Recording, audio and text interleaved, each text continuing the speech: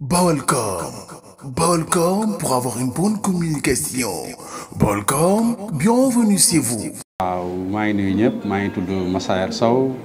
Diourbel village artisanal de Diourbel yor galerie Bawol Art. waaw Bawol Art mun nañu wax ne depuis bu ñu ko créé yàgg na quoi parce que ñun dañu juddoo ci art bi dañu am suñuy kilifa yoo xamante ne suñuy waajur ñii ay antiquaire d'objet d'art lañ ñii ay cordonnier lañ donc ñu juddu ci métier moomu yaru ci quoi daanaka dañ ko nàmp donc ci lañ nekk bi xale ba léegi ci lañ nekk mais Bawol Art daanaka 2000 ba léegi ñu ngi ci parce que ñu ngi doon monter ay galeries à Dakar à Saly et on fait des expositions aussi partout di wone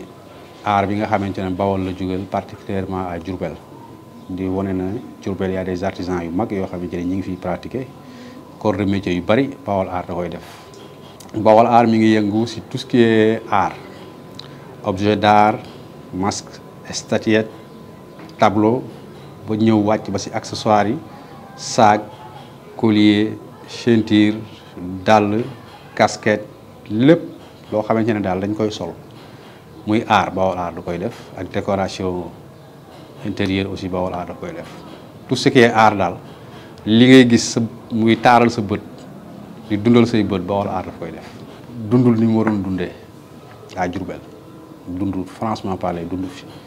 moo tax ñu monté fi galerie d'art boo xamante ne yàggut amagut sax 4 ans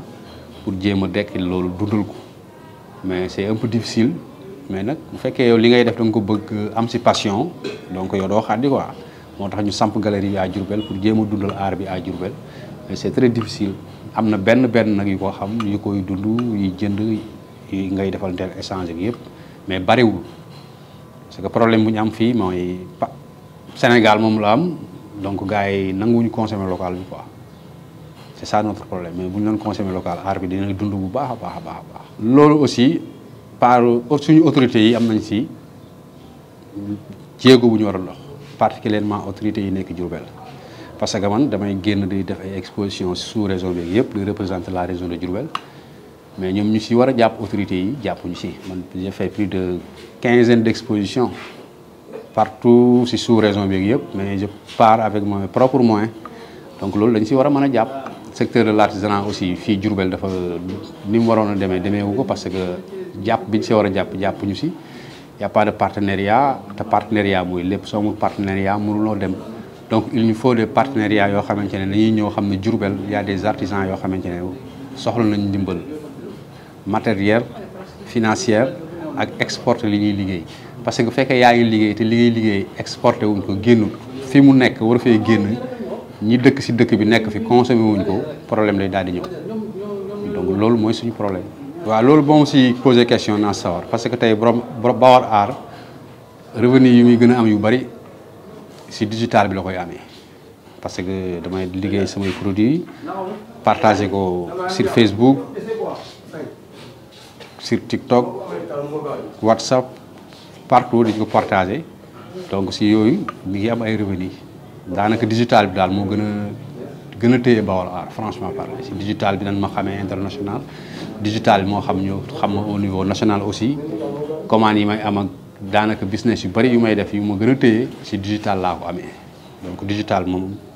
franchement parler moom côté boobu moom macha allah. waaw loolu moom bu fekkee Dakar nga bëgg a tëkkale ak Diourbel lay xaw a métti parce que Dakar mënut a tolloog benn région fii au Sénégal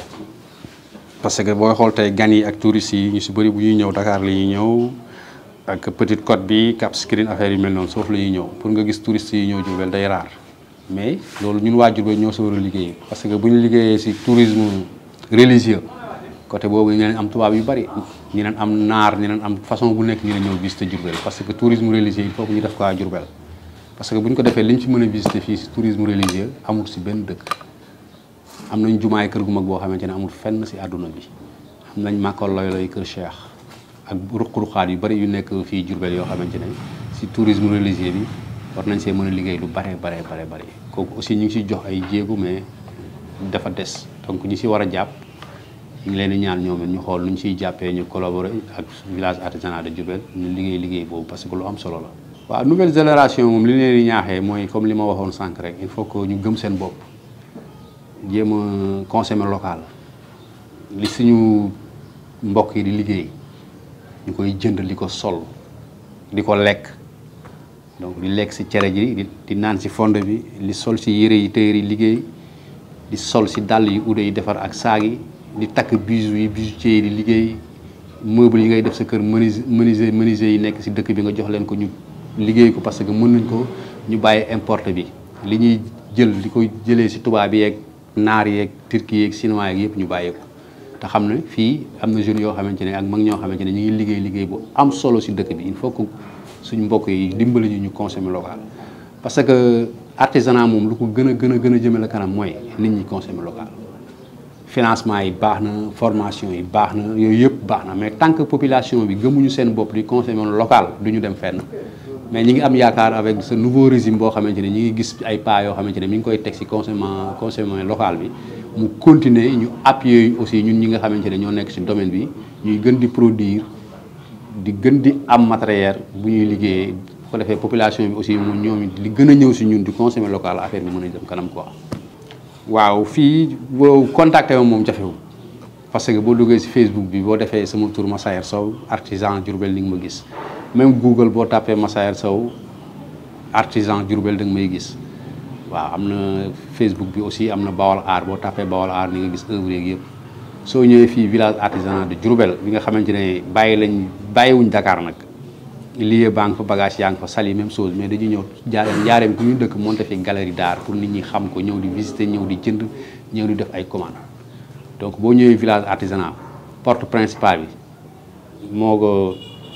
bureau yi ñoo taxaloo li nga gis galerie Bawol Art village artisanal moom Diourbel ñi ko xam bari na boo weesoo marché bi mel ne ku jëm hôpital rek village artisanal nga siy teg lépp ngi village artisanal